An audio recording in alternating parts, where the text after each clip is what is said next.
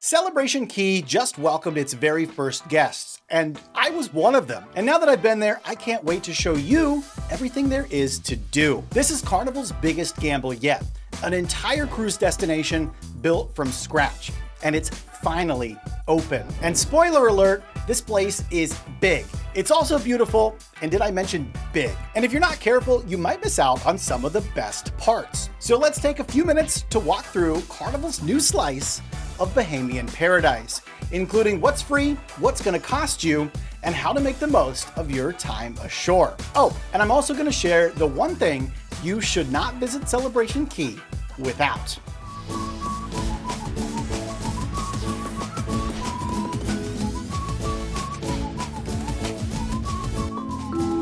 Hey, what's up? It's Corey, and I'm fresh off a visit to Celebration Key, Carnival's new private destination on the south end of Grand Bahama. I'm happy to tell you that CK isn't just some cruise area that's built to trap you for shopping and dining. Actually, it's a beautiful destination built by Carnival for Carnival cruisers with a wonderful vacation day in mind for you. As we're getting started, why don't you let me know if you too are heading to Celebration Key? The best way to do that is by tapping the like button underneath this video. I really want to get an idea of how many people are actually booked and heading to Celebration Key. Let's get on with it. Arrival and overview. Let's kick off with the basics. When your ship pulls into Celebration Key, you're going to dock at a private pier. No other cruise lines are there, and it's super easy. You just walk down the ship's gangway and across a long but comfortably shaded pier. And if walking isn't for you, you can hop on one of the free trams that will take you from the cruise ship all the way to the entrance of Celebration Key. And these trams continue on, and they can actually deliver you pretty much anywhere you want within the whole resort area. Now for me, I chose to walk from the ship to the main entrance, and I set a timer on my phone to report back to you. It took me about 5 minutes, and before long, as you're walking, you're gonna start to get an idea of just how massive this place actually is. Upon reaching land right away, you'll notice how well themed everything is. From the brightly painted and abundant directional signs, to the use of palm trees, coral accents, and local foliage, even the footpaths are special. They're color-coded to actually help you know where you are. Look down and see red glass on the paths? Well, that means you're in Calypso Lagoon, the adults-only areas. But if your footpath is blue, well, you're in the Starfish Lagoon. That's the family side. It all feels very intentional. Carnival, I think, took a lot of inspiration from some theme parks as they were building this. There is a clean, inviting energy here, and the natural sand that's present blends seamlessly with all of the plants and the decoration that Carnival has mixed in. It is a wonderful tropical escape with a little bit of cruise line polish. Now, I'm going to take you portal by portal as to what you can do, what you'll find at each area here at Celebration Key. If there's something you're super interested in, well, hover over the little timeline of this video, and I've actually time-stamped where everything is in case you want to skip something or skip ahead. But first, I'm going to hit you with a few stats so you know what you're dealing with. Celebration Key has not one, but two giant lagoon-style pools. Starfish Lagoon, it's the family zone, and Calypso Lagoon is the adults-only area. Now combined, they hold over 350 million gallons of fresh water, which is a ridiculous amount of swimming space.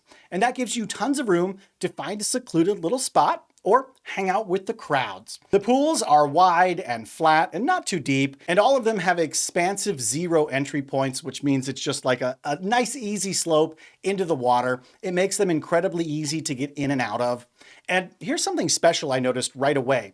The bottom of this lagoon pool, it's like a soft and rubbery substance under your foot. It's not like a concrete pool. It's super comfortable to stand and walk on basically all day. And smack in the center of the resort is a 10-story sun castle with two huge pay-to-use water slides that spiral down from the top. This thing is hard to miss as it towers over the entire property, and it actually made for a really handy landmark for whenever you got turned around, you can just look and kind of get your bearings. And for those of you who like to relax with an adult bevy, this island is home to the largest swim-up bar in the entire world. The island is divided into 5 themed areas that they call portals. Each one has a different vibe. So let's walk through them briefly, but I'm going to give you enough details that you're not going to really miss out on anything. Paradise Plaza. This is the area that you're first going to hit right when you walk up the pier. Think of it as your landing zone. It has maps, live music, helpful crew members, and a solid view of the massive sun castle that'll be straight ahead of you. It's a good place to get your bearings and snap those vacay photos underneath the Celebration Key Sun Arch. To your left is the adults Calypso tram line, and to your right is the kid-friendly tram to Starfish. You'll also find a large guest services area here. You can pick up your beach wheelchairs, there's some bars, and even a paid ice cream shop. Starfish Lagoon. Located to the east side, or right as you're coming off the ship, is the family-friendly zone, and it's packed with things to keep young cruisers entertained. The lagoon here is calm, shallow, and ideal for kids. There's a huge splash pad play area that's called Guppy Grotto, and those kids were wild having a good time in this spot. But they haven't forgotten the adults here. There's actually a swim-up bar that you can get cocktails at, and for the kids, mocktails. There's also tons of seating everywhere along the water for you parents and grandparents out there. You can relax, don't worry. You'll also find beach volleyball, pickleball, and basketball courts. Now the lounge chairs here are all free to use, and they come with umbrellas between like every other one.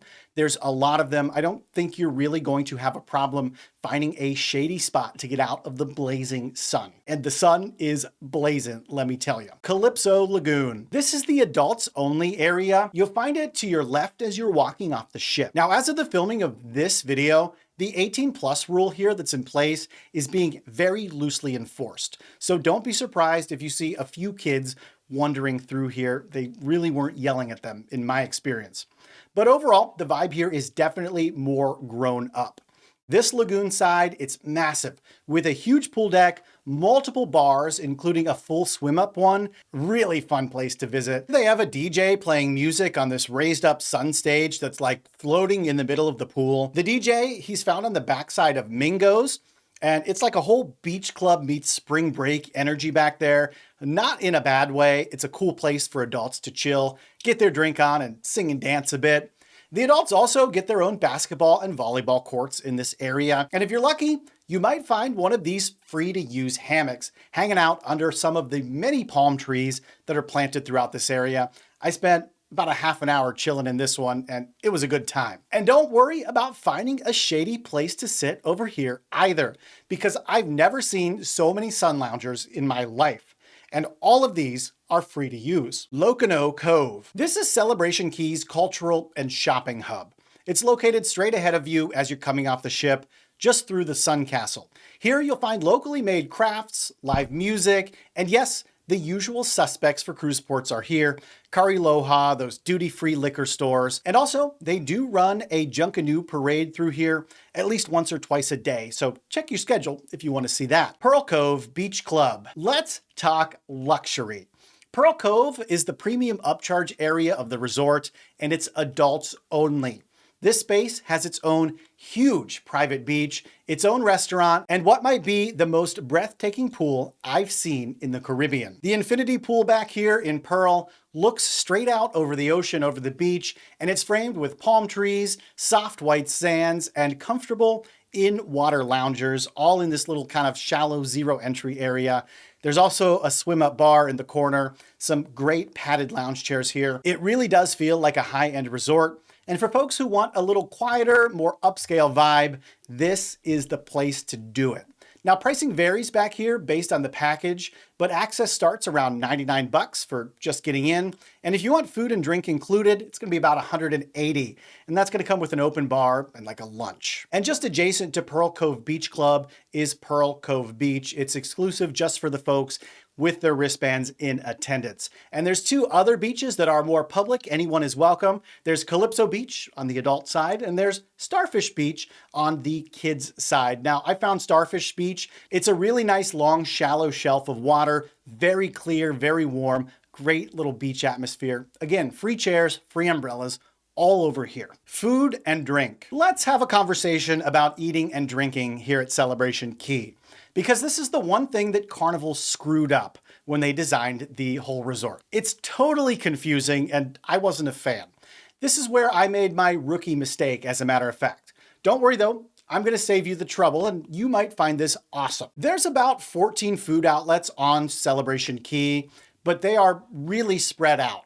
And while a lot of them have some included food that come with your cruise fare, many of them aren't included at all, and it gets kind of confusing. The cruise line is going to give you an info pamphlet in your cabin the night before you arrive to CK. It's going to lay out what they're calling their Island Eats program. Basically, anytime you see Island Eats, that means the food comes with your cruise. The way they handle it is the free meal is loaded onto a swipe on your ship's card. You get one swipe per person in your cabin. Think of it kind of like being in college on the meal plan. The swipes are good for one free menu item each while you're ashore, and you only get one per person. You can use them at the following places: all of the food trucks and snack shacks on the island in both Calypso and Starfish lagoons, or in the Captain's Galley food hall that's located in the Starfish Lagoon. Those are the only places you can eat for free on Celebration Key. The other dining spots, they usually have a fancy name. They're upcharge, but you can use your swipes there too as credit for 25% off your meal, one time.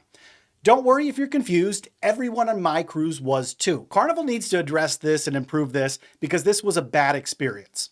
As for the food trucks and snack shacks themselves, you're gonna find the usual fare that you might expect. Burgers, sandwiches, salads, fritters, donuts, tacos, Caribbean-style food, all quick serve, and you actually order on these little kiosk screens like a self-checkout at the grocery store. You scan your card with the little laser, put in what you want, and at the end you get a bill, and hopefully that bill is free. There's also free water stations set up all around, mostly around the food trucks and those little food carts that they have. So bring your Stanley and refill it and you'll be good to go all day. So if you want to eat well without paying extra, make sure you explore a few of the dining options I just mentioned.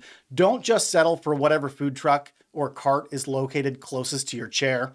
That's actually my biggest mistake. I just ate at the closest place, assuming everything would pretty much be all the same. Since I spent most of my day in Calypso Lagoon, I didn't realize until later that I had completely missed the best variety of included food. That's actually tucked away at the Starfish food trucks on the far east side of the whole resort area. You definitely want to pay that a visit, even if you're an adult. It's not weird, you just walk there.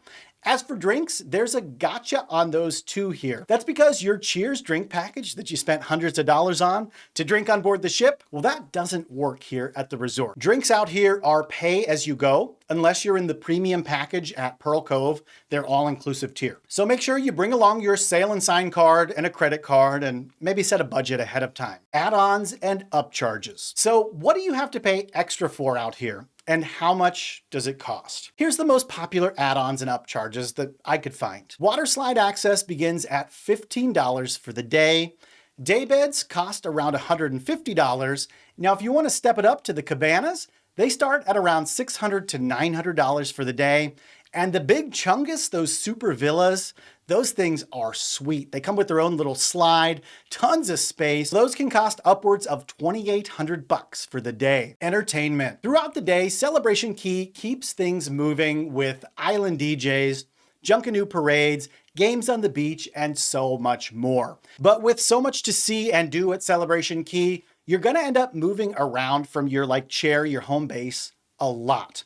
Whether you're swimming in the lagoon, going over to grab a food or drink, or you just want to pop down and walk around for a while by the beach, it's not convenient always to carry your wallet, phone, sunglasses, passports, cruise cards with you when you're soaking wet and you finally found that primo beach chair. And that's why I would highly recommend bringing along this particular travel safe with you. This thing clips right onto your beach chair. It locks in place safely, and it's going to let you walk away without constantly looking over your shoulder, wondering who's going through and walking away with your stuff. That little safe, well, it gave me a ton of peace of mind when I stepped away. And the bottom line is, I don't think you should visit Celebration Key without it. I dropped a link in the description below to the exact model I used, and it worked like a charm. Final thoughts and recommendations. So Celebration Key is big, beautiful, and a major step forward for Carnival. It feels custom built for modern cruisers. The layout is thoughtful, the pools are genuinely relaxing, and there's real perks here for you, whether you're traveling as a group, family, couple, or solo cruiser. But my advice? plan to hop around to different places throughout the day. If you plan to just park up in one portal all day, you're gonna miss out on some of the best views, food, and activities, and you're gonna be sorry. Just be sure you take some time to walk around the whole resort to see just what's going on. Overall though, Carnival nailed it with Celebration Key, and I'm excited to see how this place grows and matures over the next few years. And if you want to see what it's actually like sailing on one of the ships that's visiting Celebration Key, don't miss my full review of the Mardi Gras that I did a couple months ago. It's a wild ride on board, and yes, Carnival assigned me the worst possible cabin on board, right underneath the Lido deck dance floor by the pool. Spoiler alert, it wasn't quiet, but it was one of the most fun, chaotic, and delicious cruises I've taken in a while. Click on over and watch it now. We'll see you there.